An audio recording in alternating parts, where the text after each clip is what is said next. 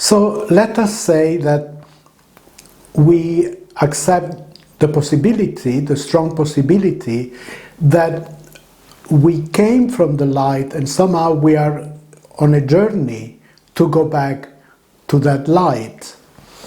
So if I could direct my next rebirth with a certain feasible direction, I would choose, one of the things that I would choose to do as a young man, so I think, is to understand nature, to know nature.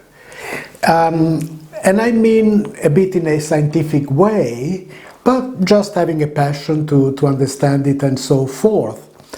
And what is really beautiful about it is that, as I've said other times, if we start going deeper into our bodies and we see that we are just made from tiny cells that we cannot even see with the naked eye, and we were not able to see till not long ago. But you go deeper than the cells, much, much deeper, and you can reach the atom. And then you go, wow, you know, when scientists got there, they thought, well, this is it, you know, this is amazing. But then we have managed with amazing microscopes and machinery to even break the atom. And we discovered that there were other even deeper particles, electrons, protons, neutrons. So we thought, wow, you know, and they go around each other in a very beautiful dance. Protons and electrons stay in and neutrons stay in the middle, and the electrons dance around it, you know, and together the whole universe is dancing, vibrating. So we think, well, that's it, this is amazing. But then we go a step further, and we discover that there is even something smaller that came at the very, very beginning of creation, that are quarks. So then we go, oh, well, then we can go on forever. But so far it seems that once we get into quarks, then we then go to the next step, and all there is just vibrating energy. Vibrating existence, life, force, call it as you like, quantum energy.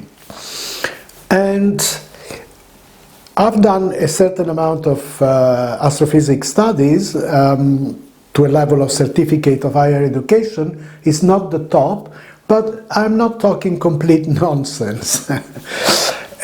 So this energy is the very, very last thing you meet. Maybe there are levels of that energy that go deeper and deeper, and other dimensions that are created by deeper energy. That is something that many scientists are exploring. So anyhow, so from these energies, where all these quarks and particles are coming, are just by vibrations, quantum fields. You know, it's just vibration. There is little vibrations. Sometimes they make like a concentric wave, zzz, you know, and they dance with each other, and creation starts. And we have gone quite back. I mean, I'm not going to tell you you know, the whole thing, because that's not supposed to be the talk about. But there is a good understanding of how this happens.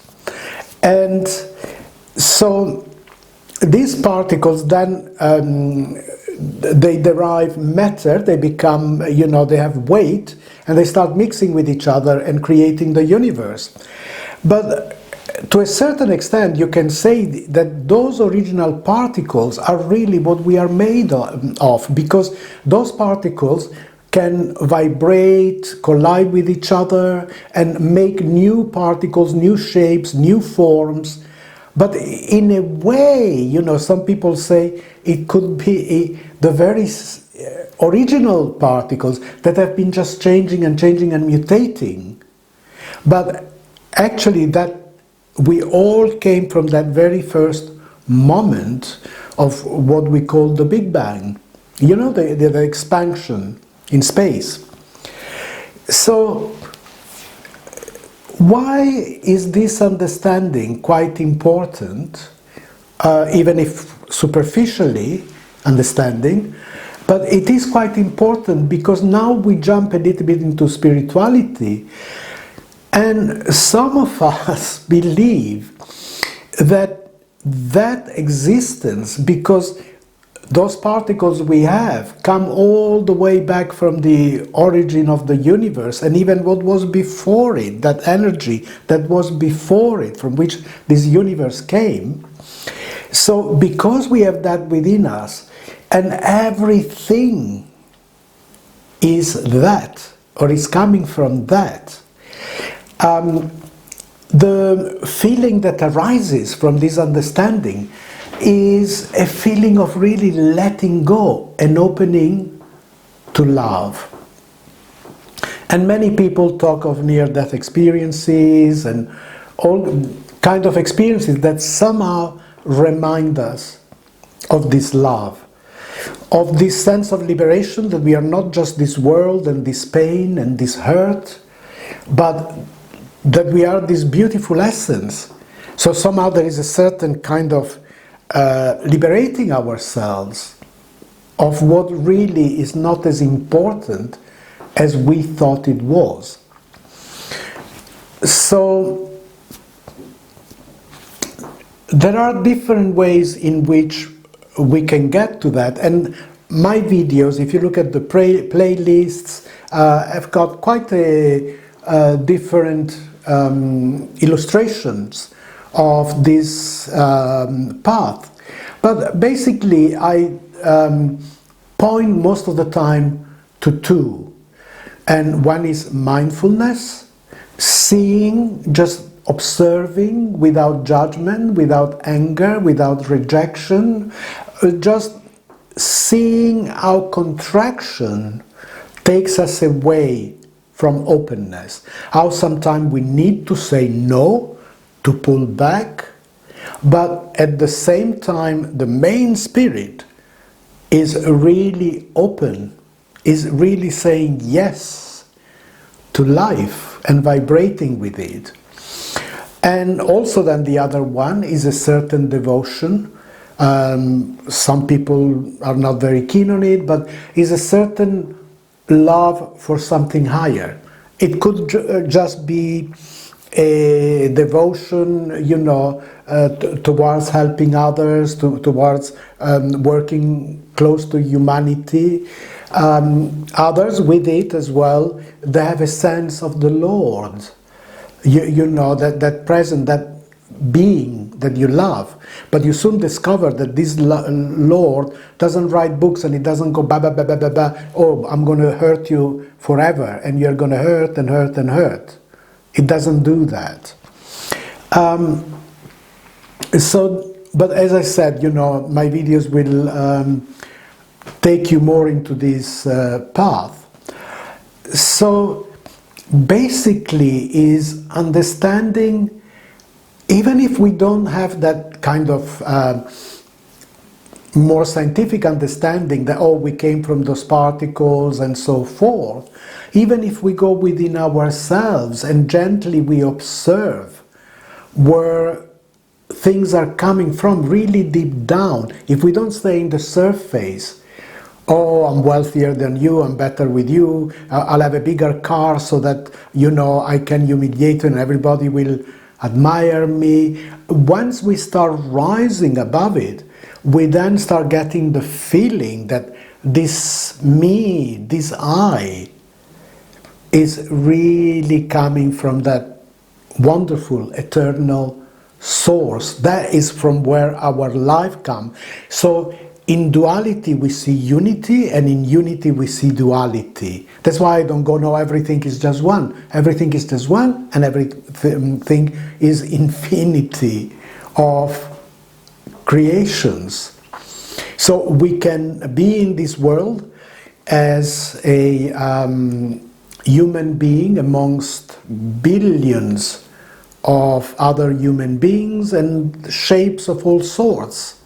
And creations of all sorts, from the animal world to the plant world, to the mineral world, and so forth. So, but in this great magnitude, there is just this one being.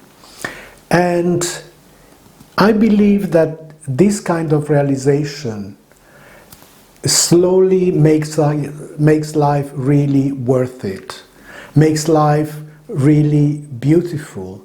But what I exhort you to hear me is, don't go for just for sudden flashes of light or sudden experiences and you think that this is it and you got it all. No, those are very beautiful, very important to open you to that reality. But in my experience, what I can say, that that's when or where the path starts, because there is a certain process of then seeing what doesn't belong to that light within us, and with a certain humility and love for truth, we have to look at ourselves as we truly are and slowly releasing it. So to that divinity that doesn't go blah blah blah blah, but tells you everything from the heart, you know, so the offering to that divinity is not taking a poor animal and cut his throat and create this horrible suffering. The divinity I'm talking about, the most important offering, is to give what it used to be called our sins, is to give what divides us, is to give the hatred we have, which is so hurtful to many and to us especially. So that is what we gradually need to put into that fire and let it release itself. That is the path.